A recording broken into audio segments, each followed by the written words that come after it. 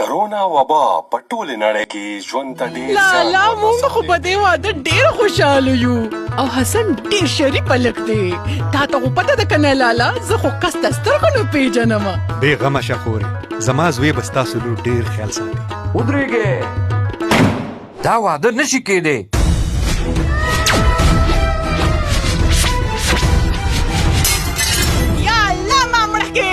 د ده دا کږو برېتونه ما ته پته لګېدلې وه چې دا سم کس نه دی. مراده هلکه ستا د زوی خو زموږ د عزت جنازه وویستله.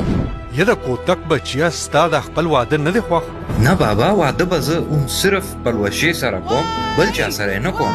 خو دا د وبا روزي دي، په غونډه دنیا کې وبا خوره ده. ښه ده چې ته رالې، خدای ته وګوره د خلک پویه کا.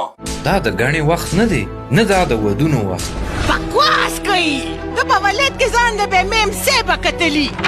لږ سوچ وکړې. ګوډه ولګېده جي، ریډي سټډي ایهو. په سوونو خلک به دې واده له راځي.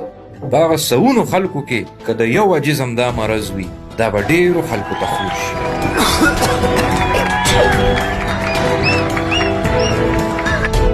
او څومره بدقسمتي به چې په یو کورنۍ کې نن ولیمه وشي او سبا ته جنازې اوچتې شي. د یو جینۍ د واده ورځ د هغې د ژوند ډېره اهم ورځ وي، خو زما ټبر، زما کلی او زما ولس دا ماته ټولو نه زیات ګران دي.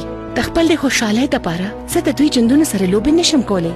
دا واده به وشي، زموږ وخت به هم راشي. یو ضروري اعلان واورئ، د کرونې د وبا د لاسه زما د زوی واده به 2 کاله پس کېږي. نه تباه دې کړمه. زه یو خبره کولی شم. د کوره چې څومره کم وتې شی نو ښه ده چې لاس وینځئ نو پوره 60 سکنډو پورې په لاس باندې صابون مږئ. دا صرف کرونا نه، ډېرې داسې ناجوړتیاګانې دي چې تاسو نه به لرې ساتي او روغ جوړ به اوسئ. چې دا وبا ختمه شي بیا به واده وکړې، خو موږ پکې هېر نه کې ګورئ. اوس په دې بد وخت کې چې موږ ټول یو شو، نو ډېر زر به خوشحاله ومانځو.